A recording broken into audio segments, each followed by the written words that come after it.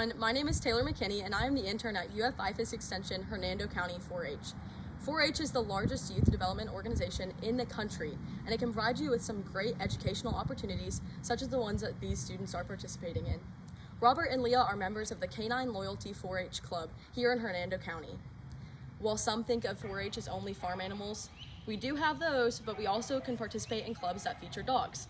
I'm going to go ahead and turn it over to Robert and Leah to introduce themselves and their dogs. Hello everyone, I'm Robert, and this is Phineas. He is an 8-year-old miniature dachshund. My name is Leah Robitaille, and this is Teddy, and he is a poodle mix, and he is 8 years old. We're really glad that Robert and Leah could be here with us today, and we're just going to go ahead and ask them a few questions about 4-H and their dogs and what they enjoy about being in the club. So, when did you both start training your dogs? I started training with Teddy in 4-H about 9 months ago. 9 months ago. And I started with Phineas when he was just a puppy 7 years ago. 7 years ago. Wow, that's awesome. So what would you guys say that your favorite part about a 4-H club for dogs would be? My favorite part is probably the experience I get, because if I wasn't in this club, I wouldn't know anything about how to show or do anything with my dog. I would say meeting new people and meeting new dogs and new breeds, learning about them as well. So another question that I wanted to ask you guys was, how do you remain active while working with your dogs? Well, me and Phineas use agility as a great form of physical activity. Like Robert said, agility is a good way to stay active with your dog, but really just being able to take them outside and on walks. So they're going to show y'all in a little bit some running and some jumps through agility, but just a reminder that working with your dogs is a great exercise and a great way to stay outside, and it's something that you can do at home. So we wanted to emphasize that dogs and kids shouldn't be discounted because of their body size. Even though Phineas is much smaller than a bigger dog, he's still able to complete a lot of the agility and jumps that all of the other dogs can. So Robert, I understand that Phineas used to be overweight, so can you tell me just a little bit of how you got him back in shape through training and through 4-H? Phineas used to be a whopping 22 pounds when we first learned how to read a feed bag, and our trainer, Miss Michelle, finally told us how to keep him on a diet, a strict diet, and got him back down to 14 pounds, as you can see now. In addition to eating properly, we used agility and other forms of activity to slim him down to what you see now.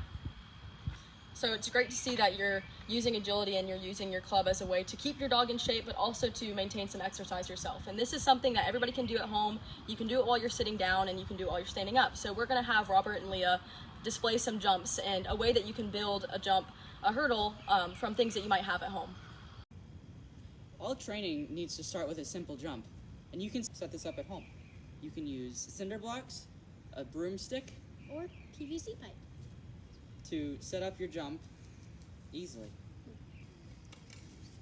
So while they're setting that up, I just wanted to talk about some other materials that you could use at home. You can use dining room chairs, yardsticks, anything that you have lying around at home that would somewhat resemble a hurdle. So like Robert said, this is something that is necessary to start training the way that you see these students training their dogs. And it's very easy, and like Leah said before, she started 9 months ago. So it's very attainable, and it's a way for you and your dog to both be active together. We wanted to introduce Miss Michelle, the Canine Loyalty Club leader, to talk about how you can begin training at home. To start out, it's really easy. Again, with your center blocks or your chair, you're just going to have your broomstick or PVC pipe very low. We just want the dogs to go back and forth.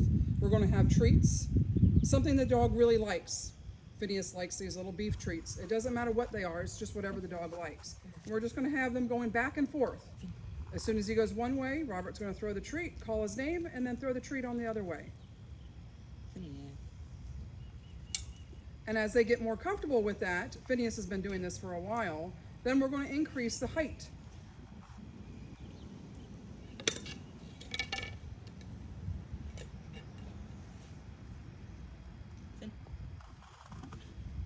Phineas. Finn. Over. Good boy. And this is Phineas's Over. highest that Phineas would ever jump. With bigger dogs, you might have to go a little bit higher. Finn.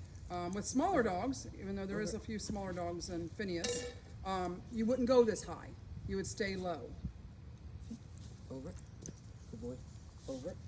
As your dog gets more comfortable going back and forth over your jumps, Teddy is going to demonstrate now. You're going to start throwing the treats and doing the same thing that Phineas was doing. She's going to give Teddy a little bit more leash so he doesn't knock on the bar. Over. And then Leah, what she'll start doing is start throwing those treats at a little bit different angles. She might throw it way out in front of her. Over. Look, Teddy knows. Teddy's going to look for that treat, and then she's going to call his name, and she's going to throw again. And you can start adding angles to them, or a little bit further. He's looking for those treats. Over. And that's important. See, Teddy likes those treats. We want something that they really enjoy. She might even throw a treat right next to her feet. Over.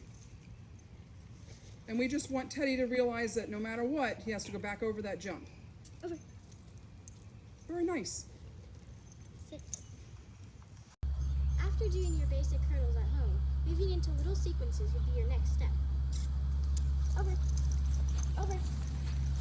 Over.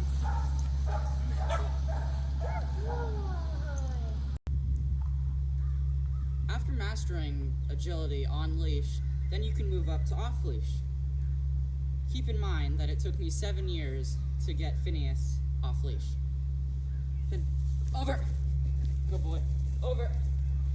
Over. Sit. Good boy. Before we end this video today, I just wanted to discuss that working with your dog can lower stress levels in both you and your dog.